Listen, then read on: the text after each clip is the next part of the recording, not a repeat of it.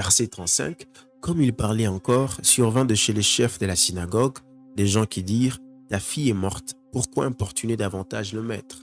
Pour entrer vraiment dans les contextes, c'est que Jésus-Christ est sollicité.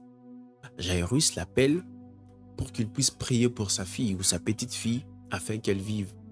Et en cours de route, Jésus va rencontrer une femme.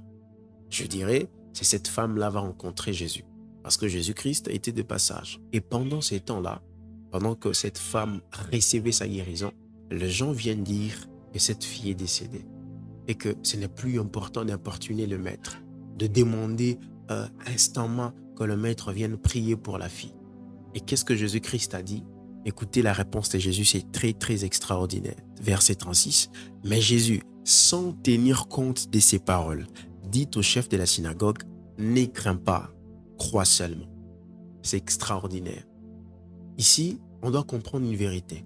C'est qu'il y a une parole négative qui est arrivée et au même moment, Jésus-Christ contrecarre.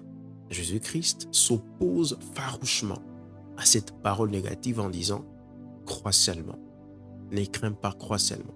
Parce qu'on précise que Jésus-Christ, sans tenir compte de ces paroles, combien de paroles entendez-vous qui vous poussent à abandonner?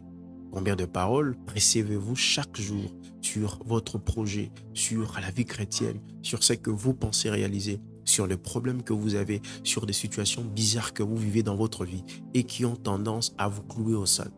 Je sais que vous recevez beaucoup de paroles qui montent dans votre esprit et qui vous disent « abandonne, c'est trop tard, ça ne sert plus à rien, c'est déjà fini ». C'est comme Ézéchiel dans la vallée des ossements desséchés. Donc lui, il est en train de voir des ossements desséchés. Dieu est en train de voir une vie. Dieu est en train de voir une grande armée. Et qu'est-ce que Dieu a fait? Dieu a dit à Ézéchiel, « Fils de l'homme, est-ce que ces ossements peuvent-ils revivre ?» J'ai aimé la réponse d'Ézéchiel.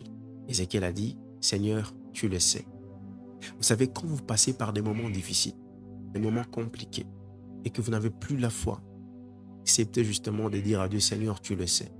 Je sais que chez toi, tout est possible. » Et qu'est-ce que Dieu a dit à Ézéchiel? « Fils de l'homme, prophétise sur ces ossements. » Ce n'était pas Dieu qui avait prophétisé, mais il avait demandé à Ézéchiel de prophétiser. C'est comme si Dieu disait à Ézéchiel, « Fils de l'homme, déclare de paroles. » Parce que le mot prophétiser a aussi une connotation de déclarer et dire de choses.